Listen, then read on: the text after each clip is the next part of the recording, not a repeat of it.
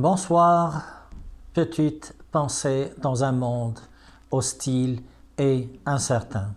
Ce soir, je m'interroge sur les risques insensés que prennent beaucoup de jeunes pour prendre un simple selfie. Des risques, faut-il le rappeler, parfois mortels. Ainsi, on a pu voir une jeune femme à moitié vêtue, perchée sur un rocher au-dessus d'une falaise de plusieurs mètres, qui risque de tomber et de mourir, tout simplement pour prendre un simple selfie qu'elle va poster sur les réseaux sociaux. De même, on a vu également une femme lors d'une croisière défier toutes les règles de prudence, passer par-dessus la barrière du quai du bateau et se mettre en danger pour prendre un selfie, tout en sachant qu'elle pouvait très bien tomber dans la mer et se noyer. On a vu également un jeune homme défier toutes les lois de la raison et de la physique, se faire tirer une balle en croyant que l'habit qu'il a vêtu pouvait arrêter une balle.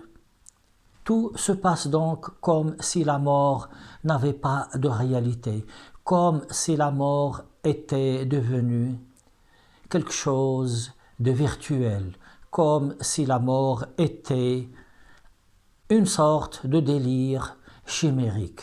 Tout se passe donc comme si cette jeune femme, une fois qu'elle va tomber du haut de ce précipice, de cette falaise, va subitement ressusciter, qu'elle va flotter dans les airs pour reprendre son smartphone et regarder sa chute sur le réseau social.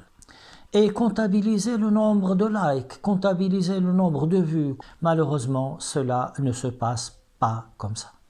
Une fois qu'on est mort, c'est fini, on est mort. Et si on est un jeune ou une jeune lycéenne, ce qui va se passer, ce sera tout banalement une cellule de crise psychologique au lycée. Et après, c'est fini, on vous oublie. Et votre compte Instagram, Facebook ou tout ce que vous voulez, se posera juste un problème juridique à qui il va revenir. De toutes les façons, ce compte sera fermé. Donc la mort n'est plus perçue comme quelque chose de réel, quelque chose de douloureux, mais comme une sorte de réalité virtuelle et comme je l'ai déjà dit, une sorte de rêve, une sorte de chimère numérique. Et c'est dommage parce que les seules personnes qui vont souffrir de cette mort, ce seront les parents de cette jeune femme ou de ce jeune homme. Ils vont souffrir toute leur vie et surtout, ils ne vont pas l'exprimer dans les réseaux sociaux. Et cela me fait atrocement mal. L'autre versant de ce phénomène est que ces jeunes femmes et ces jeunes hommes n'ont plus cet instinct de survie, cet instinct de conservation qui fait que l'on va avant tout préserver l'intégrité de notre corps, qui va faire que jamais on ne va commettre l'irréparable, que jamais on ne va risquer sa vie. Cet instinct de conservation, nous le possédons tous, les animaux le possèdent aussi. Quand est-ce que cet instinct de conservation de survie disparaît? Chez les personnes qui prennent des drogues dures, c'est-à-dire des stupéfiants qui donnent des hallucinations, c'est certaines formes de dépression grave. Et même dans les dépressions, les gens ont encore ce petit sursaut qui fait qu'ils ne vont pas passer à l'acte suicidaire. Et pourtant, ces jeunes femmes et ces jeunes hommes sont bien portantes, elles sont bien équilibrées mentalement. Et pourtant, ils vont perdre cet instinct qui fait de nous des êtres humains qui désirent après tout préserver la vie. Ne sommes-nous pas là en train d'assister à l'émergence d'une nouvelle forme de maladie mentale? Une maladie qui fait que notre instinct de survie est altéré. Une modification de notre vision de la vie et de la mort. Je ne peux me prononcer. Et il faudrait que les gens compétents qui connaissent ce genre de problème mieux que moi se prononcent. car ce n'est pas possible de voir ces jeunes risquer leur vie pour des broutilles. Je sais que pour moi c'est des broutilles et que c'est quelque chose qui compte pour les autres. Et je sais que mes propos peuvent choquer quelqu'un, mais l'essentiel pour moi n'est pas de choquer.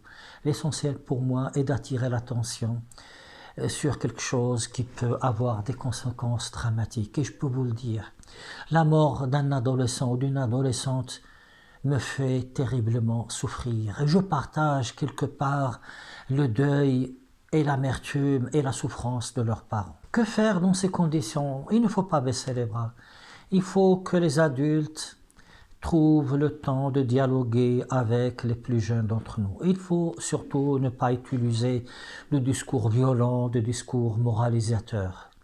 Il faut que notre société retrouve ces vertus anciennes qui ont fait la tradition de la France, comme la pitié, comme la générosité, comme le pardon, etc., etc. Toutes ces vertus, j'aurai l'occasion d'en parler. Et je vous remercie et à bientôt sur un autre sujet dans Petite Pensée dans un monde hostile et incertain.